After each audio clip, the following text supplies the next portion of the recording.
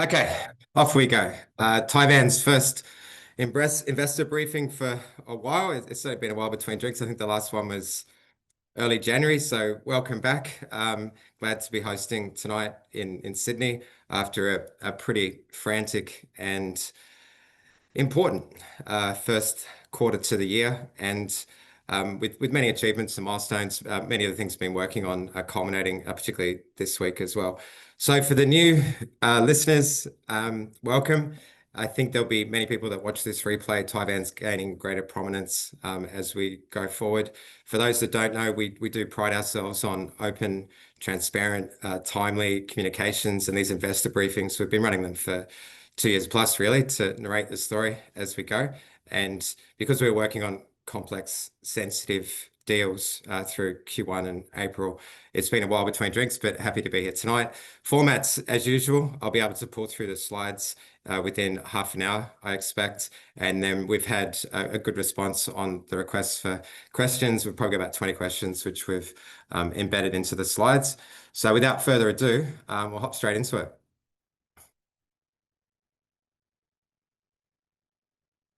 All right, here we go.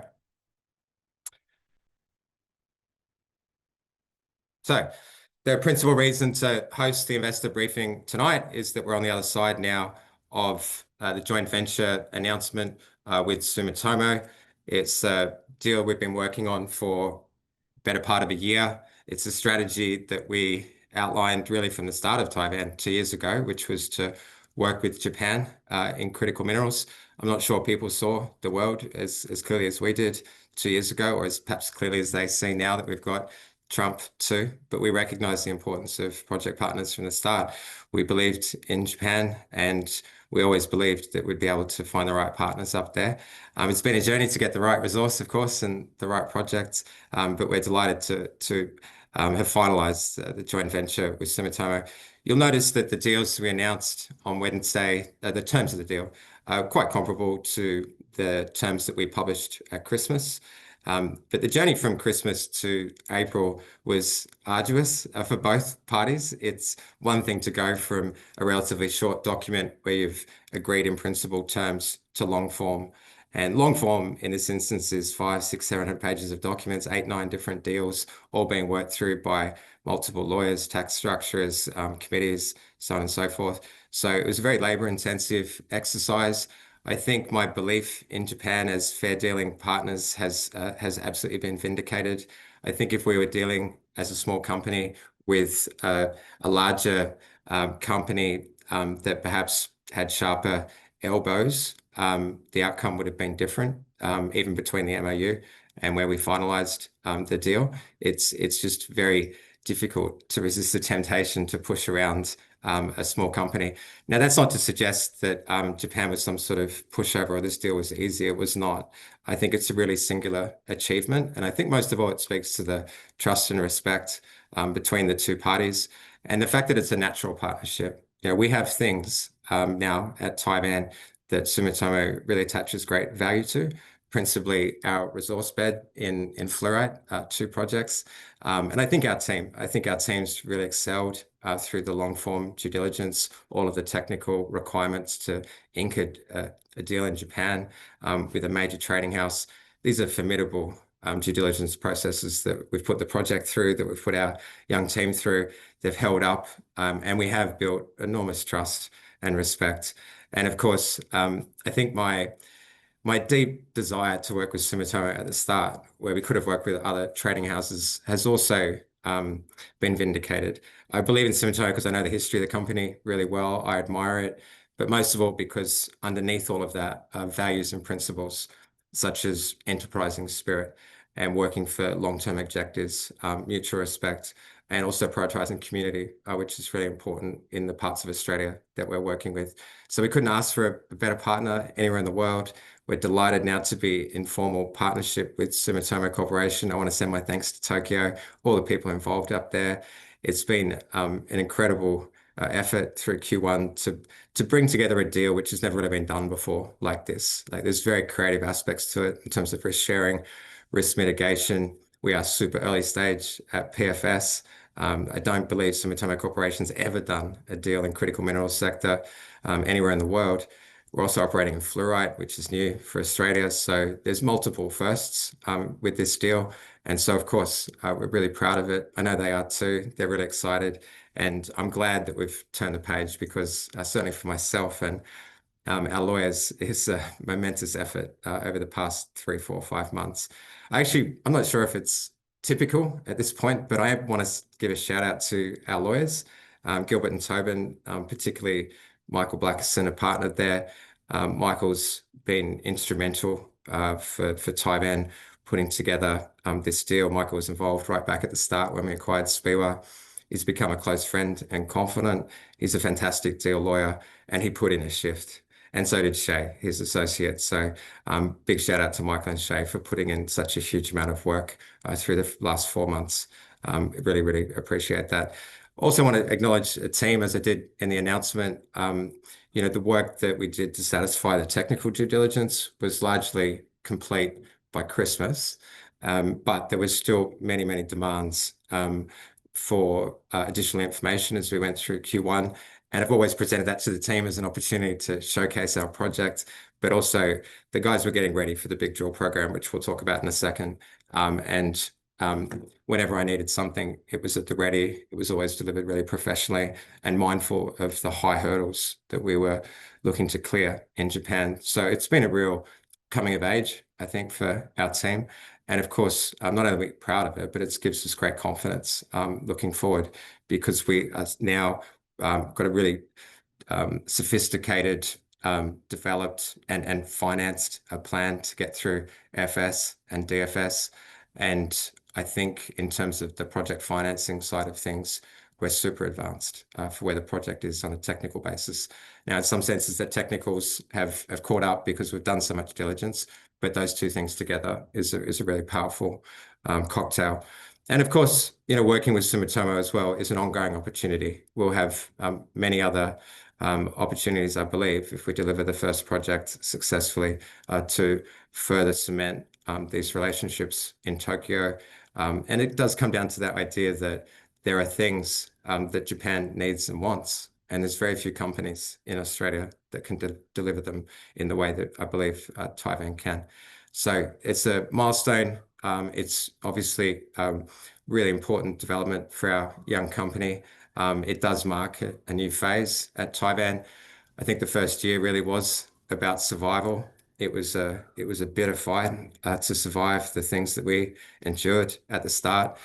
The second year at Tivan was finding that path which we're now on and really coalescing around it. And I think as we move into this year, we're in a new phase. The company's much, much stronger. We're expanding our team. We're moving into operational capabilities that are required to deliver a project of this magnitude. So we're sort of in phase 3 with a few more phases to come yet. Now, for the eagle-eyed, you'll see there was a second announcement on Wednesday, and that is a non-binding term sheet for project equity, effectively to match Japan, along with a placement, which has been escrowed for 18 months. Now, if you were at the AGM or listened to what I said at the AGM, you'll know that it's been a really huge priority of mine from the start to minimize dilution to shareholders. And when I look around the sector, I think most of the companies can't raise the money for their projects, the project equity. Many people might be able to get a conditional letter of debt from the government to say, if you raise the equity, then you might be able to unlock some debt. But if you look around the critical minerals sector, rare earths, no one can raise the equity. And you've really got those two routes. You could try to raise it as ordinary equity, which some companies have done over the past 5 years, particularly when markets bubbled up in lithium, for example. But that naturally causes large-scale dilution to existing shareholders. So I've sort of been hell-bent on avoiding that as a shareholder, which I am, along with all of you. And at the AGM, I explained the strategy, which is to create a special purpose company. Now it's called Fluorite Holdings SPV there on the chart. Sell a piece of that at the appropriate time to bring in additional equity, thereby averting issuance in Tivan shares. And now that you'll see in the announcements, the estimated project equity gap being around 50 million. Imagine if Tivan was to issue equity. if we could at all, for $50 million, you'd be talking about maybe 500 million, maybe a billion extra Tivan shares.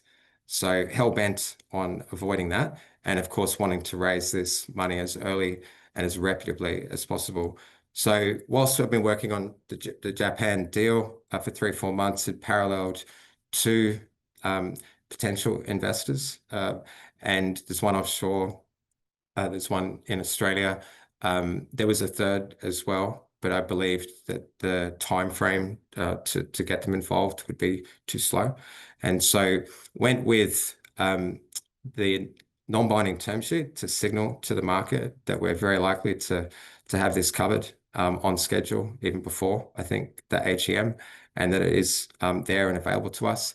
And you couldn't send a stronger signal of support for this deal than by doing a small placement and putting those shares into escrow for 18 months. I'm not sure people really fully understand how important that is, but effectively, the investor wanted to send a signal to everyone that they're real and that their intentions are to take this term sheet into binding, ahead of the AGM, and they're prepared to lock Tivan shares away for 18 months, effectively as a form of collateral on the non-binding term sheet. So a really potent signal from this investor. It's a non-exclusive deal at the moment, meaning that we can continue to talk to other parties. But sitting here tonight, I'm really happy with how this party's approached it. If we ink it, their name will be outed. This was a bit of point of consternation with the ASX on Wednesday. We didn't think it was appropriate at this time and didn't want to take the focus away from the deal that we're closing with Sumitomo Corporation. But if it does go binding later this year, then of course the investor involved will be named. It's a great relationship, many common touch points for me personally, feeling very confident that they're the right financing partner for Tivan going forward. So again, the end game here is the end game for me was always to try to have Tivan retain at least 50% of the first project that we can build. That would be seen as a tremendous achievement. If you're fully financed without issuance of head company shares and you've got 50% of your first project, that's, you're in absolutely rarefied territory if you achieve that. The way this is trending is 60% potentially, maybe a bit higher as well. And so not only are we confident on this pathway, I believe that Tivan will end up with a much higher share of Speewah Fluorite Project than I first envisaged. So tremendous progress at Speewah, particularly on the project finance.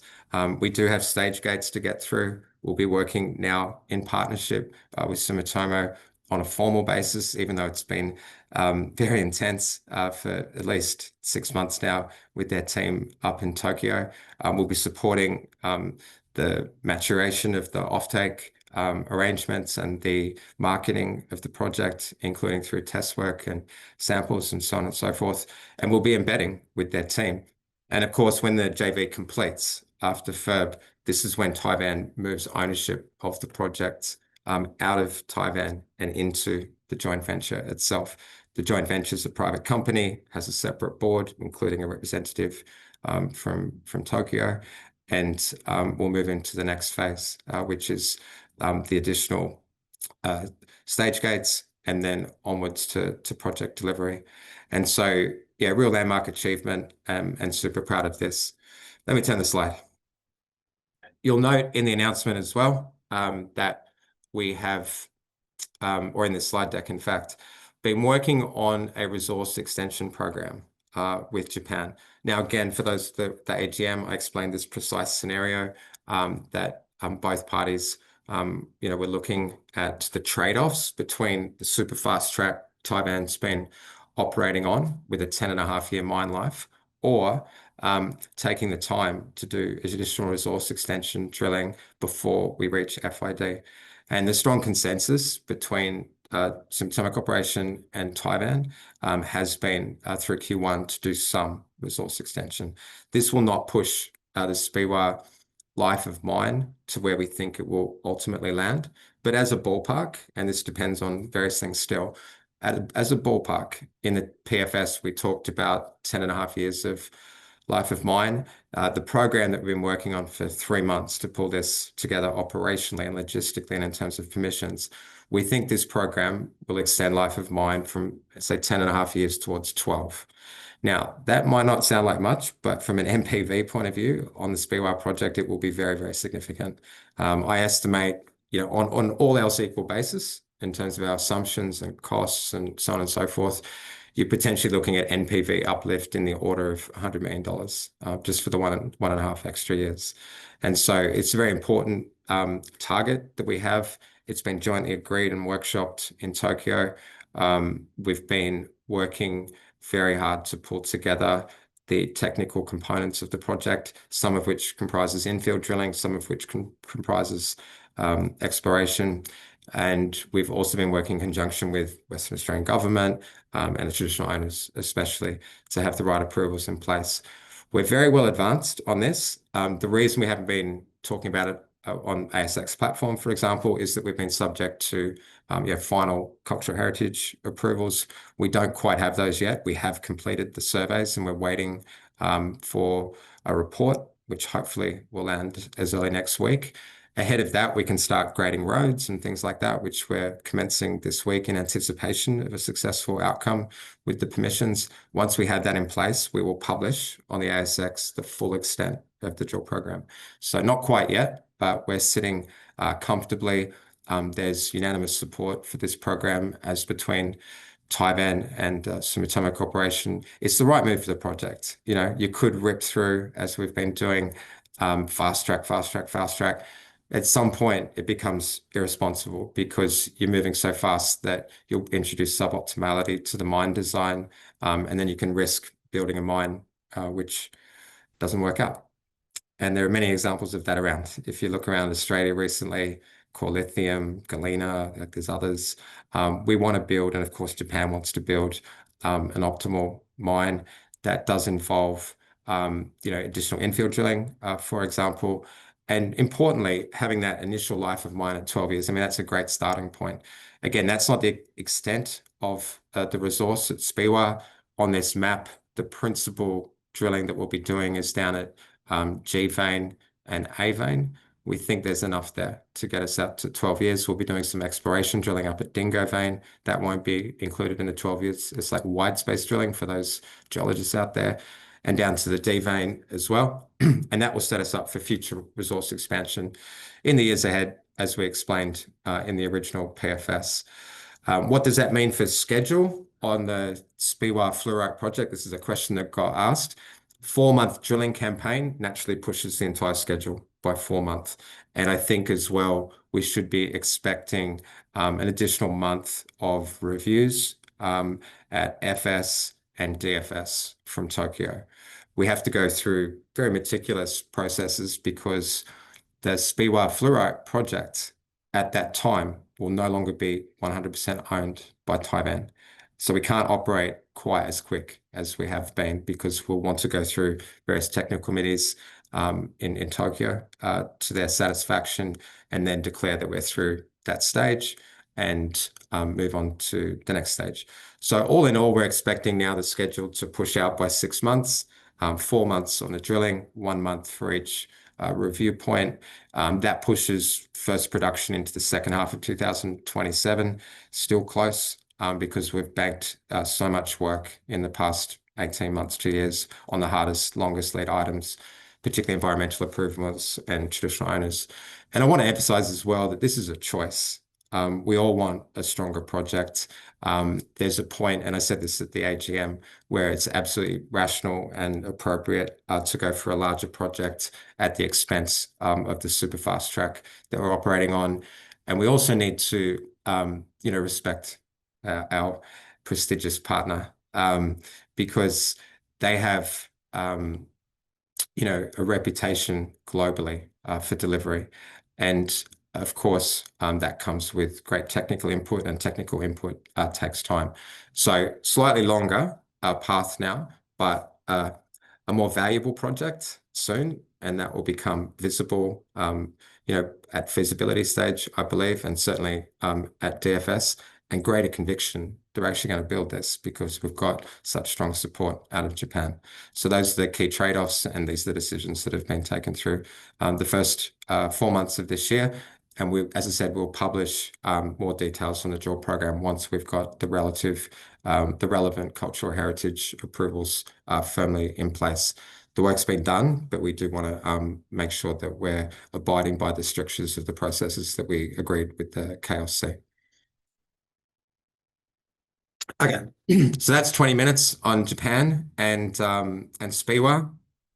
Turning to what is I believe now Tivan's second most important project, Sandover Fluorite. For those that are not aware, we acquired Sandover Fluorite Project for the princely sum of $1 million in Q4. We recognized its potential from archives, and I think that potential's only been confirmed by what we've learned through the first half of the year. We have now conducted 2 field surveys. The first was in December, and we published assay results in January with these ultra high grades. These are rock chips. And just 2 weeks ago, the team that we've now got, which is larger, so we're able to do more things, went back down to Sandover and really did a very extensive surface sample program. This map shows you the locations in yellow of where the team was. It took about 3 days to cover this ground in the meticulous fashion that they wanted to, and this will generate assays. They'll be back in June, and we'll then have a much greater sense of the extent of the resource at the surface. And that includes not just the strike length, but the breadth, and of course, confirmations on mineralogy, grade, and so on and so forth. So this is really important work. We were pleased to get it done. The guys were prioritizing the build out of the Speewah drill campaign. For the first several months, it's a tremendous amount of technical work. We've gone from having 2 geologists, Fussy and Steve, at Christmas to I think 8 now, and so that extra capabilities really, really helped. But there's just a huge amount of work that we're getting through. And so team went down. Everything looks good. For those on our copy, you'll know that I won't be talking about visual estimates or visual mineralization tonight for a couple of different reasons. But I would say our conviction's extremely high. Let's see the assays in June, and we'll be able to push forward from there. The value of this asset to Tivan is going to be immense. I make no retractions on what I said at the AGM, that I believe quite firmly now that this is going to be an acquisition that results in extreme value creation for the company. And I think the visualization of value creation will start to commence from middle of this year, and it will extend certainly out over the next 18 months. Let me talk to that, because I think it's important, shareholders understand the pathway here. We're working as fast as we can. We've had a great leg up in a sense on the project facilitation side, because we've already been working in Central Australia for a couple of years. We're accredited there with the traditional owners and with the Central Land Council, most importantly, for the work that we've been doing at the Sandover AI project. So places like Aileron and Dinepa. It took a lot of time, probably a year, to heal the company's reputation in Central Australia, which was a bit beyond abysmal as TNG. And so even though I grew up in Alice and had some relationships already established, important ones, in fact, the damage that TNG had done in Central Australia was really, really profound. So it took a year to sort of repair that. And then once we had some early stage visualizations at Aileron and Dinepa, we worked through these long form mineral exploration deeds, enabling us to do drilling. And that's a long process. And to have documents in place, which we can now use again at Sandover Fluorite, will shortcut the times to be able to drill at Sandover Fluorite. So the schedule at the moment for the white rows, where we're looking to define a resource, run through this second stage sampling, which we just completed. There'll be a third round mid-year. I believe that by Q3, early Q3, we will have a mineral exploration deed in place with the Central Land Council for Sandover. And then directly after that, once the guys come off the Speewah Fluorite Project drilling, so 4 months intense up there, pretty much starting now, the team will roll down to Sandover. And we hope to be drilling at Sandover Fluorite by October, and that can kick on into October, November. There's no real wet season to deal with in Central Australia, and then you're pulling out real cores. And that drill campaign has been designed. A work program has already been submitted to the NT government and to Central Land Council, and so we're doing all of the work now, and then the team will go to Speewah, deliver that big campaign. Once that's complete, I'll be working on the permissions and the mineral exploration deeds with CLC. Those paths converge October, November. We're drilling, pushing into study phases already for scoping, especially. We can already do some of the key work, for example, on transport costs from Sandover to a port. Once we know that, we have a much better read on the target C1 cost for this project. We already have a pretty good handle on it, but we can design scopes and really formalize that, putting us in a position to deliver a scoping study and start putting numbers on this by Q1, Q2 next year, and then heading into a pre-phase, hopefully delivering that by Q4 next year. And what you're doing there is starting to put real numbers on the project. And again, we bought this for $500,000 up front, $500,000 at JORC, that's $1 million. Once we get into pre-phase and we have a JORC, and the first JORC at Sandover is mid next year, like after we've completed a lot of the drilling and we've decided on an optimal approach to the resource. But certainly this is something massive to look forward to next year. The pathway through JORC and a PFS that could, as I said, as I said at the PFS, end up with $1 billion type resource, maybe more, really extended mine life. And of course, as it stands, Tivan owns 100% of this with natural synergies. So really looking forward to this journey. It's in our hands. It's incredible to be in this position where you've got your first project to get to revenue and then something that looks really spectacular behind it. It's a unique position because we control all of the high-grade fluorite in Australia, and that's the value proposition that Japan sees so clearly. So much to look forward to here. I think you'll hear a lot more from Tivan on this subject as the year unfolds. The focus has all been Speewah, and Japan. I think Sandover Fluorite will really start to emerge as we get into the second half of the year as a value driver. I don't think it's recognized in enterprise value at all at the company. And I think the enterprise value, now that we're going to start to sell more of Speewah away, I think this project will end up as the dominant form of enterprise value at Tivan in the years ahead, because we're starting off that 100% base, and because of what we know, what we think we know, can I say? Because there's obviously still some uncertainty being so early on what's really there. But with the benefit of historic drilling, our understanding of transit costs, the support we're going to get from NT government, federal government, and the rapport that we have established with traditional owners and CLC, this thing looks just incredible. And I think over the next 18 months, it's going to be a key driver of shareholder value at the company. Okay, further afield. I know there's this guessing game. I did perpetuate this a little bit around Project X from the AGM onwards. I said at the AGM that we would have another initiative. We'd look to fill the map out at Tivan.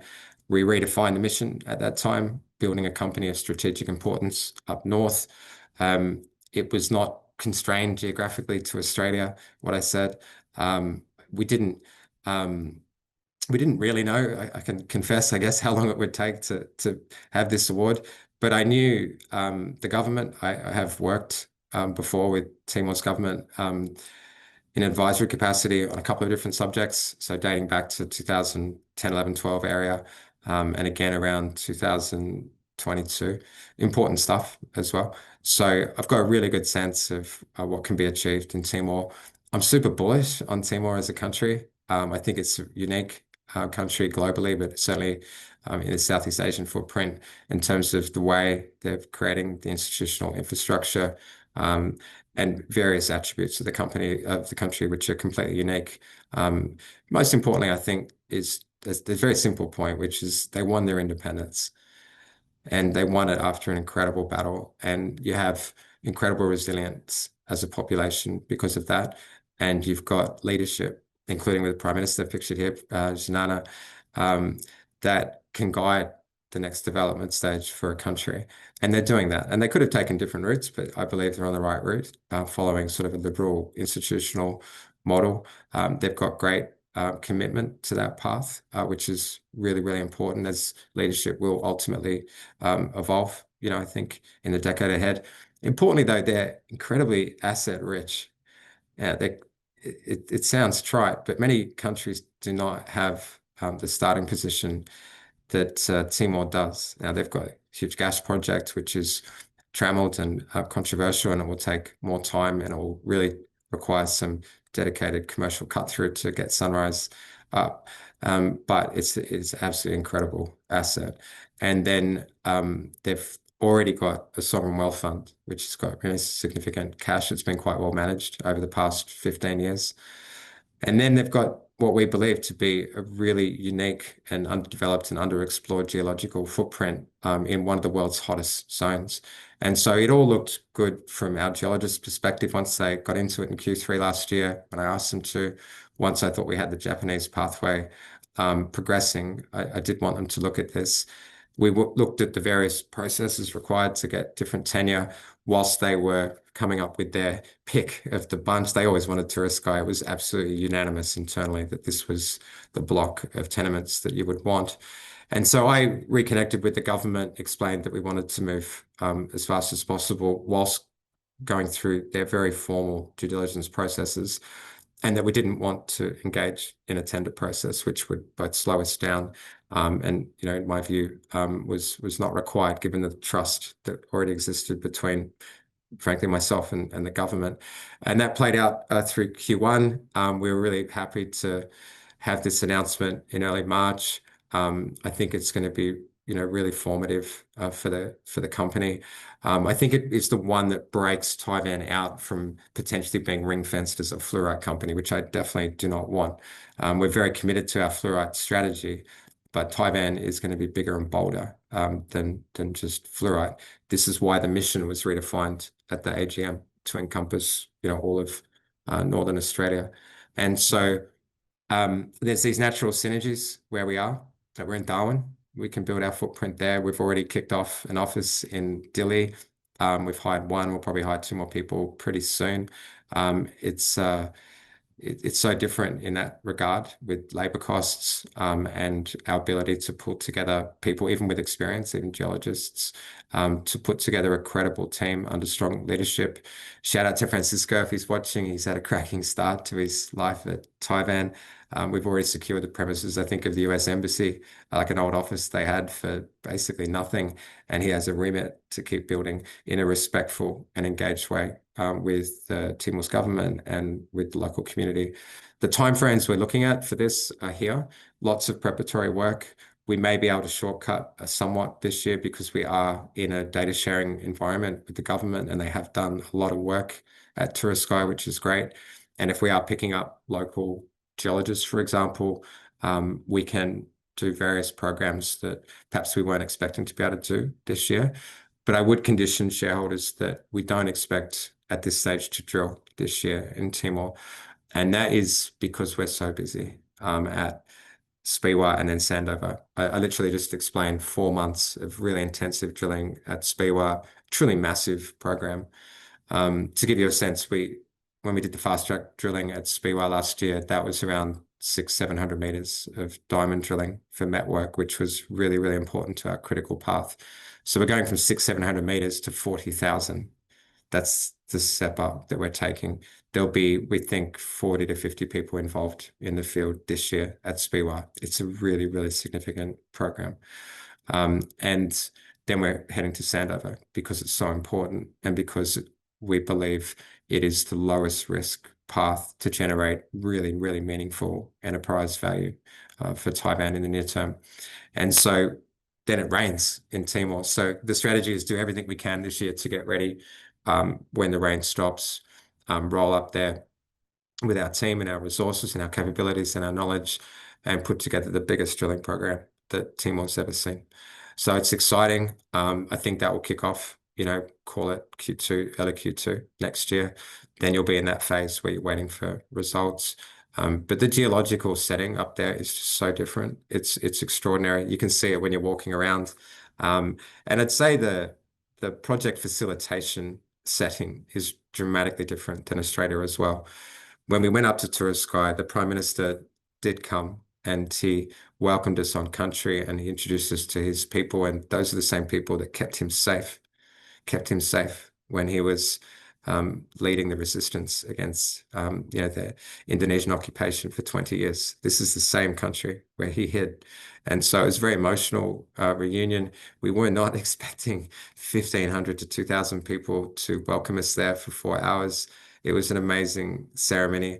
And what it meant was, and Janana literally said this to Fussy, he grabbed Fussy's beard at one point, right when he met him, and he said, "Go do your job."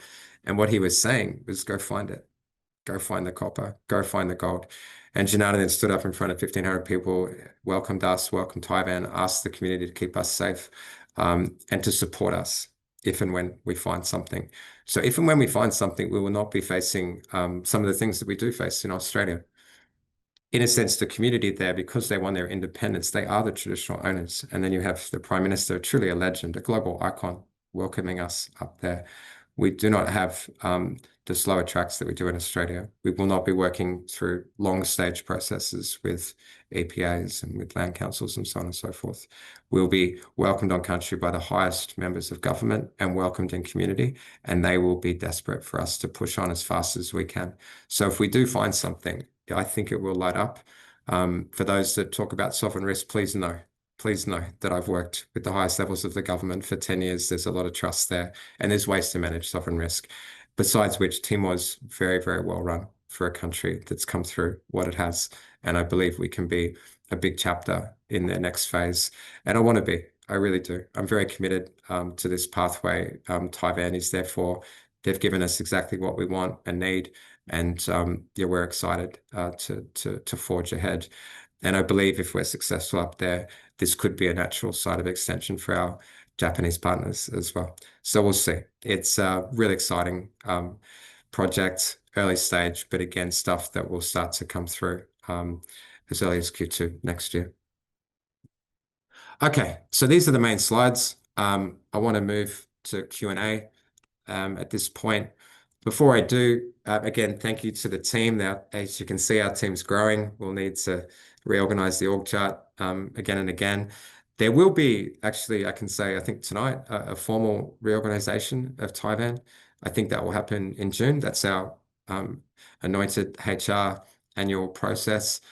This will create a bit more organization to the organization chart, but also recognize the incredible achievements of the team, particularly those who've been from the start and turned this company, lifted it out of the abyss, really the abyss, and now are working with one of the most prestigious companies in the world in a partnership that can, I think, blossom over the next 5 to 10 years. So there will be a reorg. There'll be more people joining. I think we'll reach steady state in the next 3 months. We had to hire really, really aggressively from Christmas.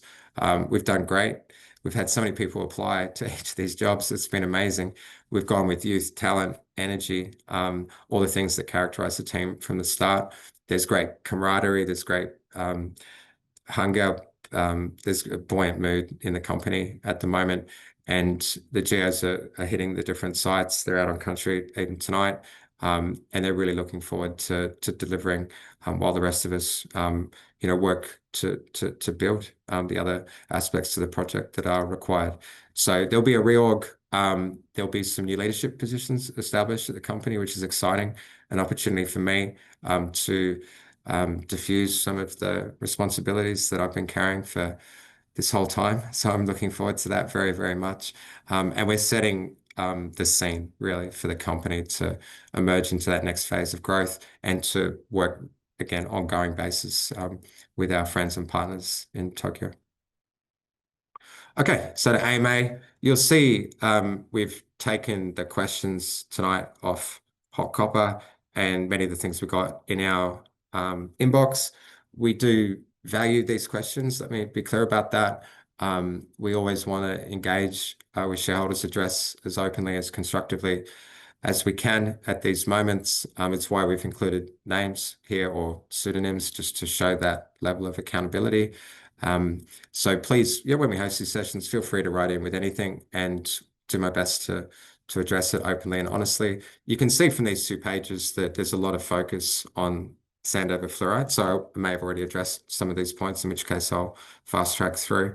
And I'd say some questions about aileron, which are new, a couple other things. So I won't read everything out, but I'll address the substance of the questions and move forward and wrap up within the hour.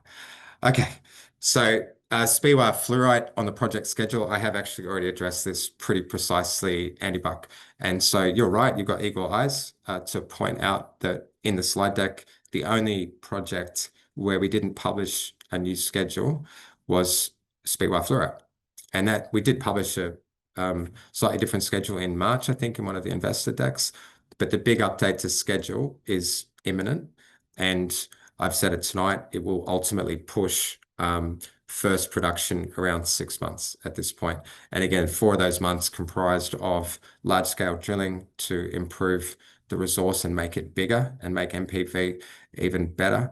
And a couple of months allowing for very important reviews in Tokyo at FS and DFS. So we're still operating super fast. There's been no attrition on actual items that we've been working on across the critical path. This is a choice by our JV partners to make the project bigger and better. And we will publish an updated schedule, Andy, once the drill program's approved. So when that is, hopefully it's next week, and you'll see. So we weren't holding that back for any other reason, but it's important to answer that question. Sandover Fluorite, the thrust of a lot of these questions is Japan going to get involved at Sandover Fluorite? In the announcement this week, we didn't mention that topic at all. What I can say at this point is that if you put yourself in their shoes and you've just gone to extraordinary lengths to ink a joint venture with an up-and-coming, junior miner in Australia, and they've got a second project which resembles the first from a mineralogy point of view, and may well ultimately be much, much larger. You would think that they're deeply engaged in that and would be thinking very hard commercially about that pathway. Now, from Tivan's perspective, we're not in a huge rush here. As I said, it's important for us as the asset owner, particularly given that we acquired it for such a low amount of money, to have that time to develop it and at our own cost. Like, we don't want to buy something for $1 million if we actually believe it's worth, say, $1 billion and sell it the next day. You want to develop it a little bit through, again, the permissions, the early drilling, confirmations. You ideally want to get to the chalk, you want to get through a few studies and be able to say, okay, look, this is really what we think. And this is what independents think as well.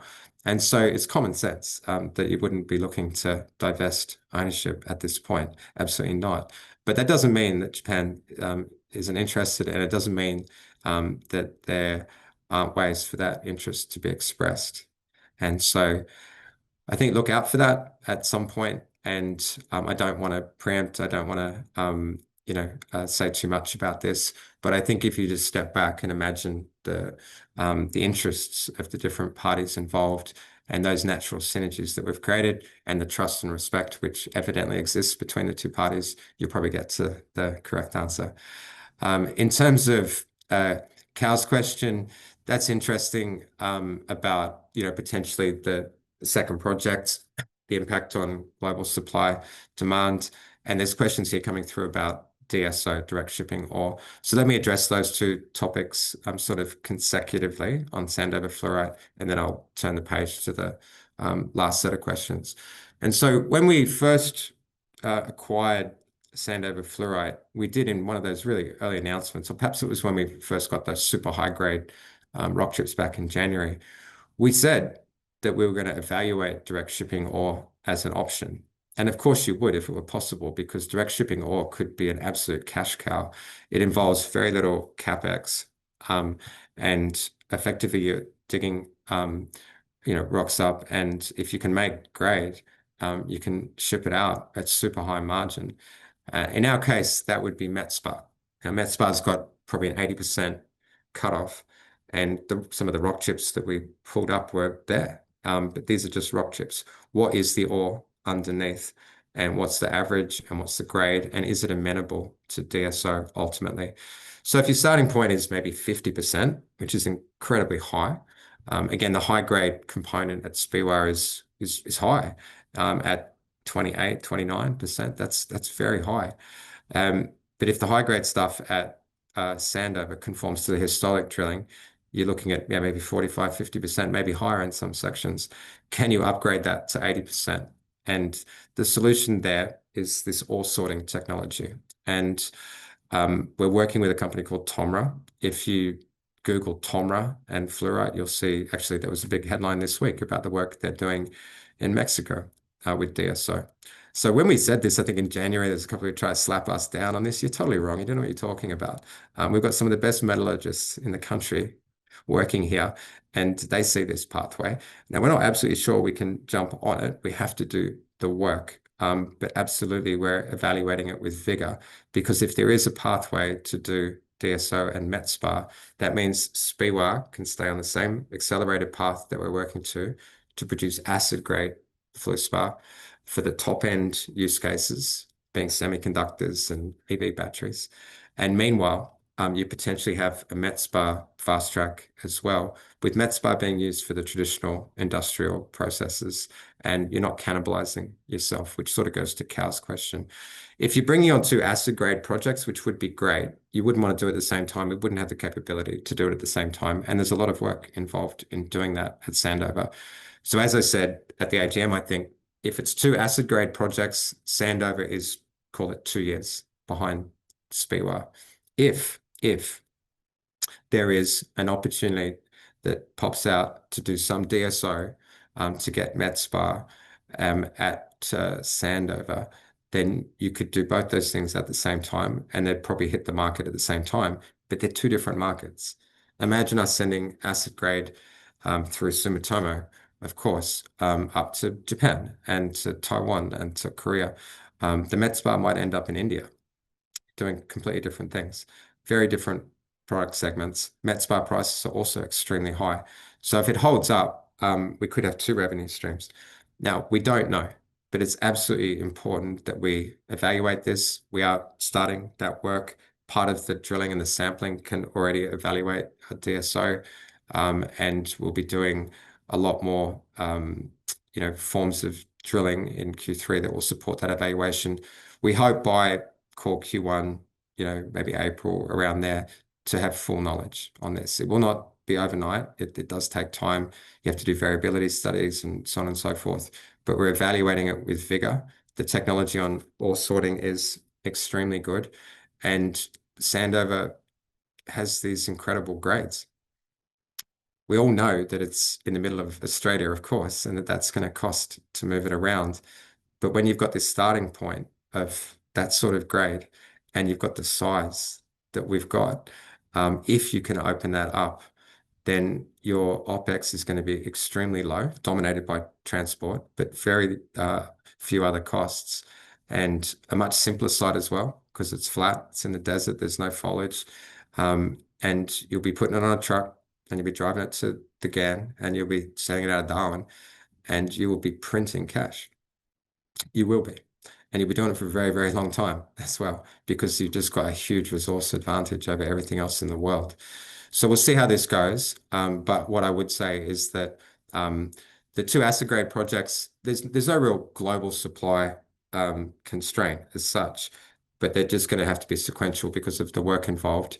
If we do hit that met spar pathway, it's going to be a real game changer. We won't know for sure, but we'll get good knowledge through the second half of this year. And if it's possible, fantastic, we'll go for that. In terms of the other questions that have been asked, I think I've sort of covered it off, because a lot of this is referring to Japan. I don't want to say more that I have. Pro's asking about delivery schedule. I think I've addressed that with DSO. And so I think I'll leave my comments on Sandover here. I've spoken quite a lot about it. In terms of CapEx, Pro's asking about in the details of the announcement with Sumitomo, we said that there's 101 million project equity requirement. The way that number was arrived at is pretty simple. You've got your 236 million from PFX on CapEx. When you reach the point of funding a project, you're still going to be maybe 18 months out from revenue as well. So you build in a buffer to finance that 18 months. So that's 236 to say 250. So we just use 250 as the rough estimate at this early stage. Those numbers will move around. It's natural. So if 250 is the CapEx requirement, then you've got your project debt equity ratio. That's the next key variable. 60-40 does look achievable. Now, this will depend enormously on the propensity of the Australian government to lend to our project.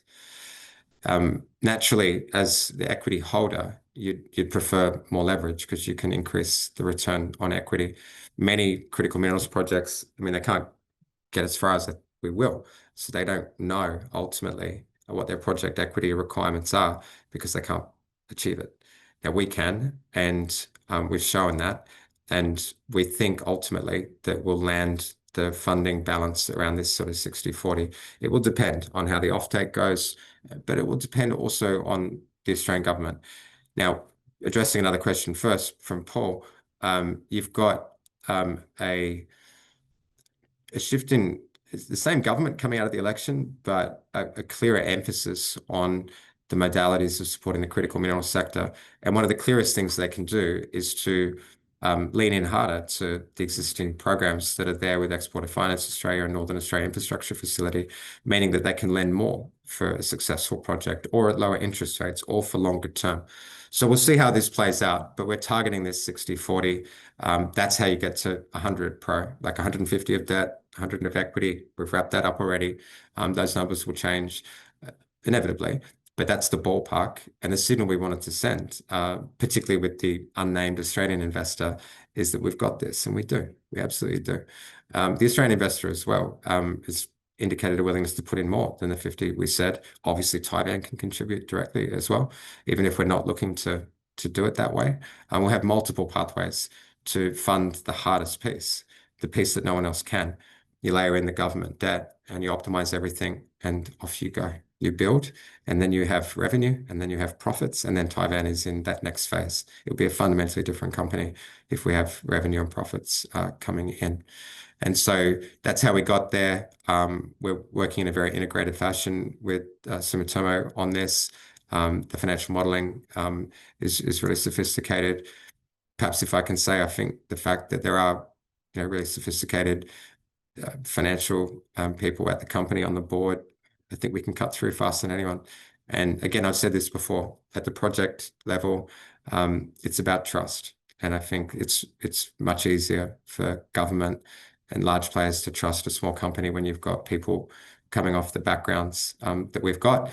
And I've always maintained, I don't think people believe me when I said this at the start. I did say when the numbers get bigger, it will be easier for me to raise it. And here we are.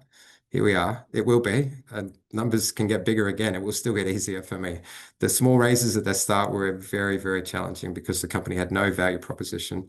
Now that we're on the verge of real achievements, it gets easier. It'll get easier for Tivan, I promise you.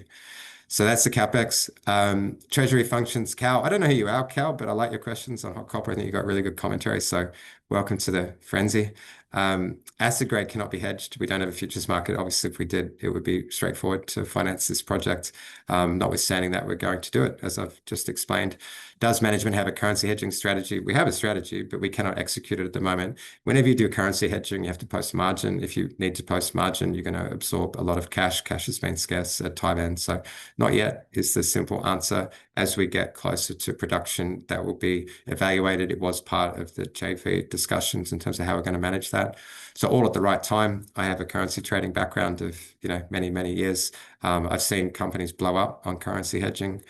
So know all the pitfalls involved, but do not want to absorb our cash balance on putting in dynamic currency hedging, to plus years out from first production. So Tivan is exposed to the fluorite price. There's no way around that. And there will never be a futures market in this commodity, I believe. But if you're locking in underlying offtakes, that starts to reduce the variability on some pricing. However, ultimately, we want the offtake to have exposure to supply demand developing in fluorite. We're bullish on where fluorite prices are going. We don't want to lock it in. And all of that journey's ahead with the offtake and the pricing. The currency hedging is different.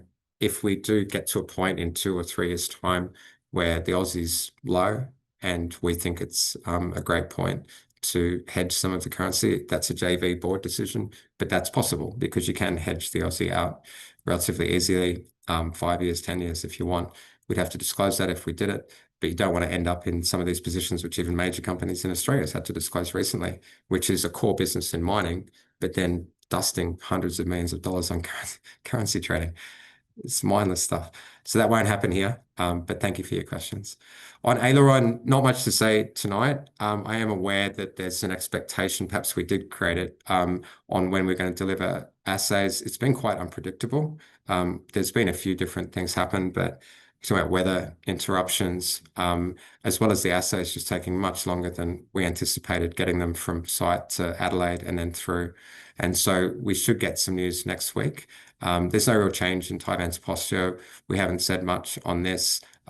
We've said from the top that we're hopeful, but not expectant. It's a journey from rock chips to cores, and we're focused elsewhere at the moment. When the news lands, we'll assess it, and we'll move forward on that basis or make decisions on that basis. If there's a decision not to go forward, that's fine as well. Absolutely fine. And so just give us another week or two. I am aware that people are looking for this, and it's been really hard to get proper comms out of some of the labs as to where things are at, but I do expect that the news is close. AU government re-election, have sort of addressed that. Onwards to vanadium for 2 minutes. These are quite complicated questions, Dean. So what I would say is that this shift in the Australian government to potentially a more progressive interventionist model in critical minerals, this may be the thing that changes, some of the foundations for vanadium. They really have to do a lot of heavy lifting on the rare earths projects because commercially they cannot stand on their own 2 feet. And vanadium with Chinese vanadium prices and the lack of a developed offtake market is a similar sort of picture. I think the critical mineral strategic reserve will take some time to get together, where I'm keeping Tivan 1 degree removed from it because we don't need it in fluorite, and it's much better if you can finance projects commercially. But we're engaged in it. We want to see who's involved in it. I don't want to have Tivan's name associated with companies that I don't respect. And so that would be an interesting exercise, particularly in vanadium. And so we'll see how it goes. We're not taking our eyes off the price on fluorite. I think the way to think about vanadium is that if it were ever to happen, the Speewah Vanadium Project, because we'll have the infrastructure in, we'll have all of the things that we need right adjacent to the Speewah Vanadium Project, along with what we know and what we said in Q1 in terms of its now proven ability to reach high-grade pentoxide without acid leaching and these specs that we hit. We've proven the product pathway, but we don't want to take our eyes off the near-term price, which is the Speewah Fluorite Project. If we get that up, it's just going to confirm what we already know and provide a pathway to build it behind it. But right now is not the time. We are interested to see what the government is doing with the various policies, but our focus is very clearly on making sure that we get the best package of debt financing available for the Speewah Fluorite Project. That's our key priority. Finally, on Twitter, Baraka, no change.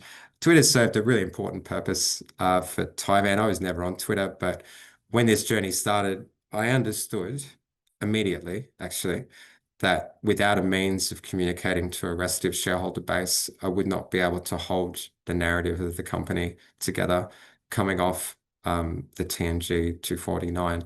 If you look at my Twitter history, it doesn't exist before the campaign because I was never on it. I was a very private person. I've been using Twitter to keep a means of being able to communicate with shareholders on a regular basis, amplified on online platforms, so we don't have to wait 2 weeks or 3 weeks for an ASX headline, which might get misinterpreted. So Twitter's a way for us to craft the narrative around the company. Now, it does come with responsibilities, of course, and I have been mindful throughout of listing rules. I'm not going to deny that I've pushed up against the edge of them. I've done that deliberately. In fact, I didn't know where the edge was on some of these listing rules. They're very hard to interpret because there's probably not another CEO in the country that's doing it, what I'm doing, or that's been through the journey that I've just been through. And so I am mindful of the listing rules, got great respect for ASX and their team. We did talk about it this week in particular. Points are made. Some things I agree with, some things I disagree with. It's not going to change anything in terms of how I use it and what I'm using it for. I would say that it's important to emphasize that, you know, I do try to communicate in a very compliant way, and that will be reinforced going forward. But I would say, and I think most shareholders would agree with this, that it's an important tool that's helped Tivan in terms of getting the company through what's been a really, really challenging first couple of years, and now onwards to these next phases that we're all excited about. So yeah, no real change on that Broca slap on the wrist. That's okay. I've been looking for it. I've been waiting for it. So it happened this week. Okay. So I'm going to stop sharing the screen there and wrap this up. And so again, want to say thanks to shareholders for their ongoing support. I would say a difference between Q1 and maybe Q2 in the middle part of this year is that we did come into Q1 really sort of storming. Like I was quite aggressive in terms of what I was guiding towards for catalysts for Q1. Part of that was me trying to ensure that the company wasn't facing a major dilution event on Feb 17 with the KRR trigger. I didn't want the share price to be below 10 cents. And so I was really pushing parts of the narrative really, really aggressively. And that worked. We avoided any further dilution. I was really pleased about that. Similarly, we're out of the convert now, and the downside risks that could have presented themselves if we didn't get the rally that I was anticipating. Into Q2, I'm not guiding. There's going to be surprises. I've said that much, and I want to let the market digest those as those hit. And so for shareholders that are getting restive at times, I do want to conclude by restating what I said in January, which is try as much as you can to have a healthy relationship with the stock. Sometimes I look at hot copper once every couple of days, and I can see sometimes people, getting quite emotional. Sometimes they'll sell it, send us emails, and so on and so forth. There's things maybe we can explain. There's things we can't explain for commercial reasons or diplomatic reasons. Sometimes I think the level of anxiety that's associated with some of the comments is excessive, if I can say. And I would therefore ask some of those shareholders to take a look at themselves as well. And whether you are too close to the stock, whether you have that healthy relationship that I did say was going to be important back in January. From Tivan's side, I can say that we're absolutely on track, and that we've executed brilliantly now over a sustained period of time. Q1 was another example of that. There will be more. There will be more in Q2. Really, really important things. And so you can look forward to that without me, perhaps saying too much more. But I do want to say thanks. I know that everyone's on a very different journey. You've got people that are coming off this really difficult experience with TNG. You've got a lot of new shareholders here who don't want to hear about that. They just want to hear about how we're going to take this company forward.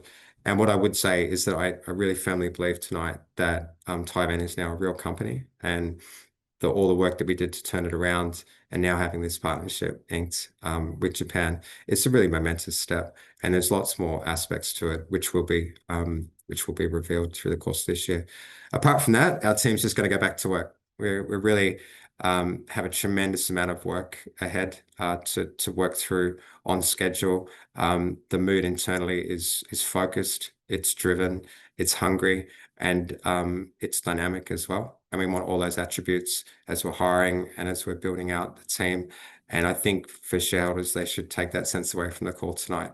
We're very focused on business and delivery, and you'll hear and see much more evidence of that over the next couple of months, including on Twitter.